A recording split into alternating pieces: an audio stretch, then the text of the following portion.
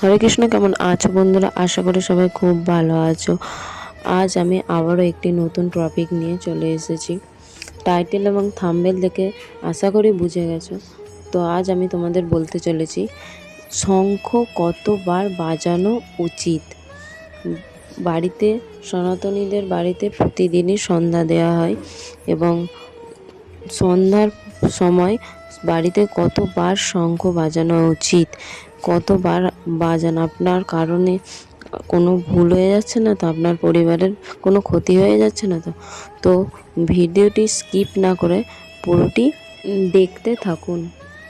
ভিডিওটি শুরু করার আগে আমার চ্যানেলে যারা নতুন হয়ে আছে তারা অবশ্যই আমার চ্যানেলটিকে লাইক, কমেন্ট, শেয়ার এবং সাবস্ক্রাইব করে দেবেন এবং পাশে থাকা বেল আইকনে প্রেস করে দেবেন যাতে সবার আগে নোটিফিকেশন আপনার ফোনে পৌঁছে যায়। তো আমি একজন গৃহবধূ। প্রতিদিন সারাদিনে কাজকর্ম ছেড়ে আমি ভিডিও এডিট করি। আমি প্রতিদিন ভিডিও এডিট করতে সময় পাই না এবং প্রতিদিন আমি বড় ভিডিও ছাড়িও না, শর্ট ছাড়ি। তো ভিডিও শুধুমাত্র আপনাদের জন্য ছাড়ি।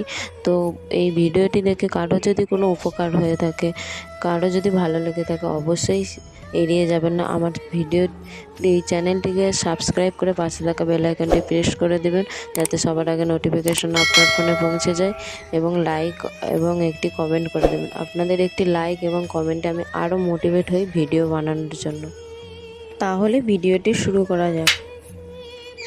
বন্ধুরা, শাস্ত্রে বলা হয় যে বাড়িতে শঙ্খ 3বার বাজানো উচিত। 3বারের বেশি শঙ্খ বাজানো কখনোই উচিত নয়। তাই কখনোই কেউ ভুল করেও বাড়িতে 3বারের বেশি শঙ্খ বাজাবেন না। এর কারণ হিসেবে শাস্ত্রে বলা হয়েছে যে 3বারের বেশি শঙ্খ বাজালে অসুরদের আমন্ত্রণ করা হয় এবং 3বার শঙ্খ বাজালে ব্রহ্মা, বিষ্ণু এবং মহেশ্বরের সাথে সাথে সমস্ত দেবদেবীদের আমন্ত্রণ করা হয়।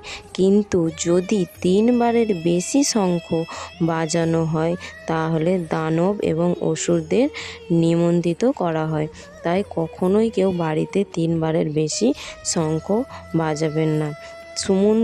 সমুদ্র মন্থনের সময় অসুররা 4বার শঙ্খ বাজিয়ে বলি অসুরকে নিমন্ত্রণ পাঠিয়ে তাকে জাগ্রত করেছিল। তাই বন্ধুরা, কখনোই বাড়িতে 3বারের বেশি শঙ্খ বাজাবে না। তাই বন্ধুরা, সবসময় বাড়িতে 3বারের শঙ্খ বাজাবেন। সন্ধ্যা, সকালে, যখনই ভগবানের সেবা পুজো করবেন তারপরে তো শঙ্খ, আরতির পর শঙ্খ বাজাবেন। তো শঙ্খ 3বারই বাজাবেন, 3বারের বেশি বাজাবেন না। তো ভিডিওটি এতটুকুনি। ভালো লাগলে লাইক, কমেন্ট, শেয়ার এবং সাবস্ক্রাইব করে দেবেন। আরও নতুন নতুন ভিডিও পেতে এই চ্যানেলটিকে অবশ্যই সাবস্ক্রাইব করে রাখবেন। ভিডিওটি এতটুকুই। ততক্ষণ সবাই সুস্থ থাকুন, ভালো থাকুন। আবার কোনো অন্য টপিকের ভিডিও নিয়ে দেখা হবে। হরে কৃষ্ণা, হরি বল, রাধে রাধে।